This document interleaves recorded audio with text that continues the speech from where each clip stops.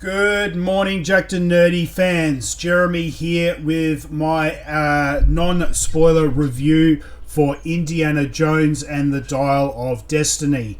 Before I jump into that review, though, as always, if you haven't done so already, make sure you hit that subscribe button. That way you guys never miss out on a video. And if you do enjoy our content, please make sure you give these videos a thumbs up. That lets us know that you enjoy our content, but also that is the biggest metric that YouTube uses to promote our videos to other users. So the more thumbs up we get, the more they'll be encouraged to promote our videos, and a thumbs up doesn't cost you a thing. Now, with that out of the way, Indiana Jones and the Dial of Destiny. Now, if you've watched my initial out of the theatre reaction, you would know I am a massive fan of the original Indiana Jones trilogy, that being Raiders, Temple, and Last Crusade. To me, these are the three OG Indiana Jones films.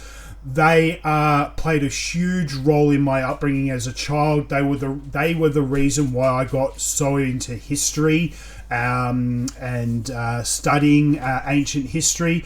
Also, a little unknown fact, these movies were the main reason why my very own mother went to university to study archaeology. So there you go, a bit of an inside scoop there on how important the original three films are to me and my family.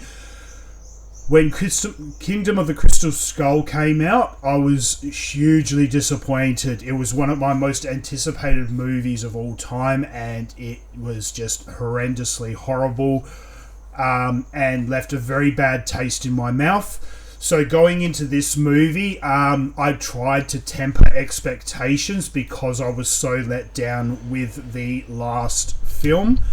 And I'll have to say, if you watched my initial out of the theatre reaction, you would know that I was underwhelmed by this movie. I think they could have done quite a few things differently, and they could have definitely done a lot better. That being said, so when they announced the casting of this movie, obviously Harrison Ford coming back, they announced Toby Jones, they announced Mads Mikkelsen as the main antagonist. I got really excited because I love, Mads Mikkelsen, Toby Jones, Harrison Ford, obviously. So that, I was really excited about the potential, having these great, great actors involved. Obviously, then the trailers came out, and you found out, okay, there's Antonio Banderas in it, there's Boyd Holbrook, and John Rhys-Davies returning as Saul, who I loved in the original films as well. I thought he was brilliant. So it was nice to see, it was great to see some more returning faces, but also some new faces coming in. Again, this got me more and more excited about this film. So, and I tried to avoid a lot of spoilers as well. I think I watched the very initial trailer, and then I didn't watch any other trailers after that because I wanted to remain as unspoilt as possible. So, the one other casting choice I just wanted to let you know, I didn't realise he was in this film until I saw him on screen last night, was Thomas Kretschmann. I think that's right. I think I'm pronouncing his name right. Thomas Kretschmann, who again is a brilliant actor, very underrated, mostly does smaller supporting roles, but every time I see him on screen, I think he's absolutely brilliant. So the movie starts, and straight away it feels like Indiana Jones. There's the music. There's obviously I won't give anything major away, but there's Harrison Ford. There's the music. There's the action.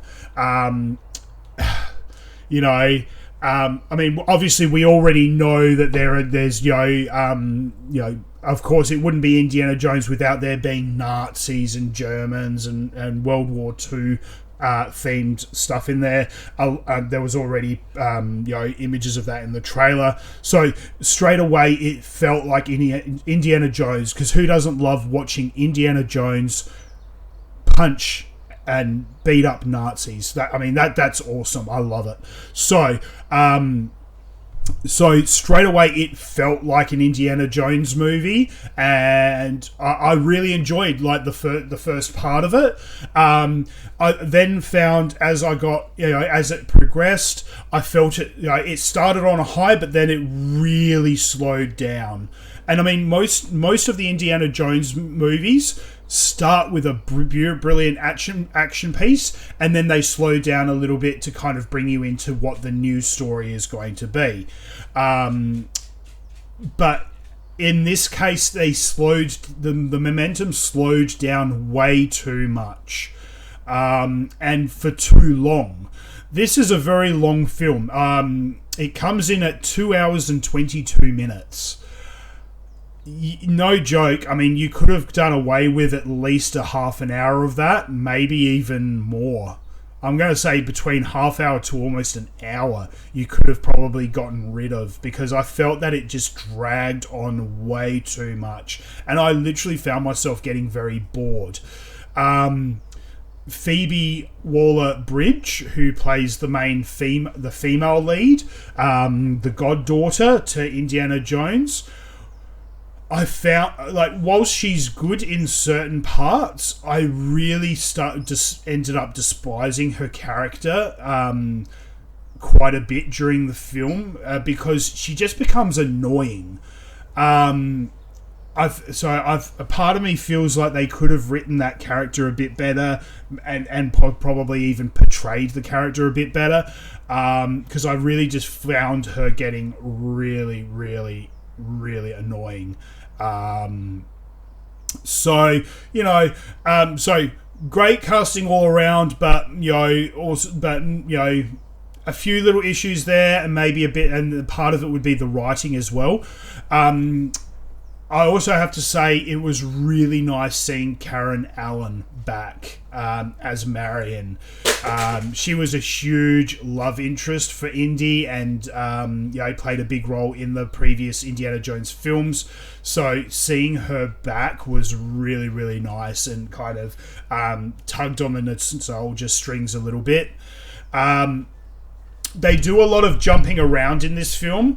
One thing I liked about the previous films is that they didn't do apart from The Last Crusade, the first two films were very, very limited in their settings. They didn't jump around a huge amount. They tend to have maybe 2 or 3 locations, and that was it. In this movie, they're jumping around all the time. 1 minute they're in the States, next minute they're here, next minute they're there, next minute they're here. So there was lots of jumping around, which I found detracted from the story. Also, I hate to say it, but I think they could have come up with a slightly better story. Like, the thing I love about the original films is, there's a little bit of mysticism in it. They're talking about biblical things, voodoo, things like that. But a lot of it is very, very believable. Like I said, I mean, even The Last Crusade, a lot of it is very basic in its nature. That you can suspend belief, even just slightly, and kind of enjoy the movie and believe in what they're talking about.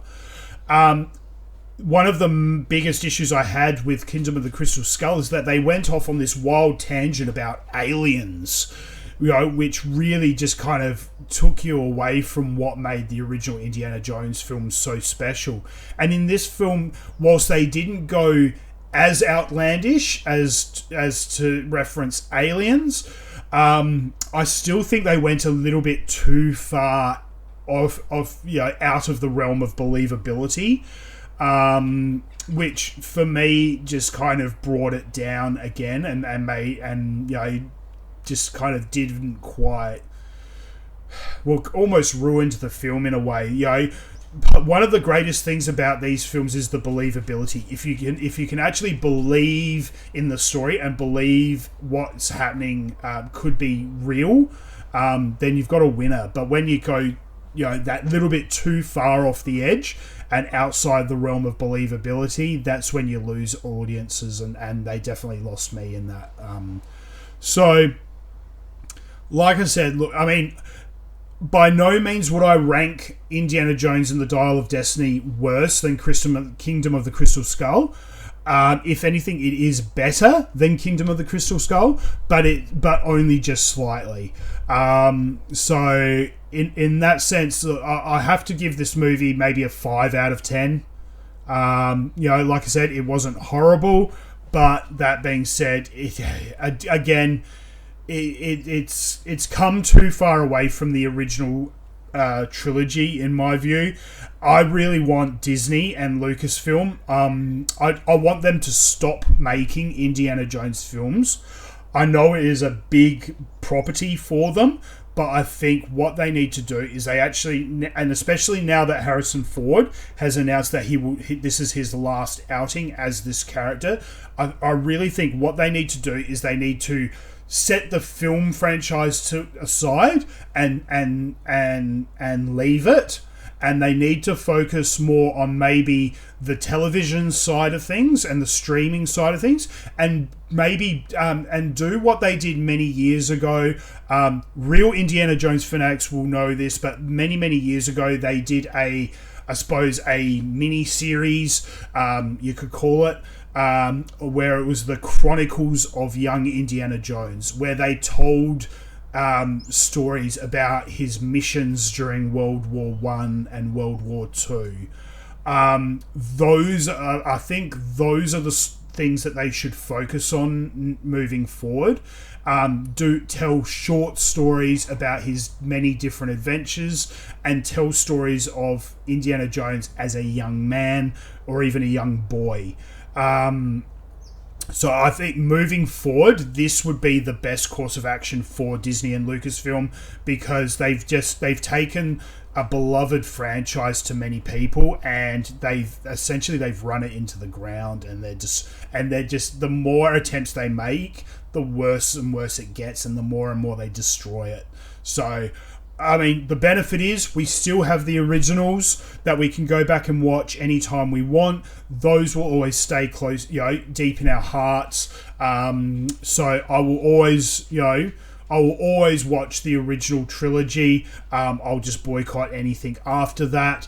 In terms of the film franchises, but hey, look, if Disney go ahead and start making, like I said, a mini series telling the early stories, I'll definitely give that a shot and hope for the best. So that's my thoughts and opinions on Indiana Jones and the Dial of Destiny. There were some high points, but there were many low points. And unfortunately, the low points outweighed the high points. So I'm just going to give it a flat-out, middle-of-the-run 5 out of 10. Hit me up in the comment section below. Let me know what you guys thought of Indiana Jones and the Dial of Destiny. I'd be really interesting to hear other people's thoughts. Hit me up. Let me know. I do read the comments, so I'd be really interested to hear what everyone else thinks. And as I mentioned at the beginning of the video, please give this video a thumbs up and hit that subscribe button, and we'll catch you at the next video. Until then, stay jacked and stay nerdy.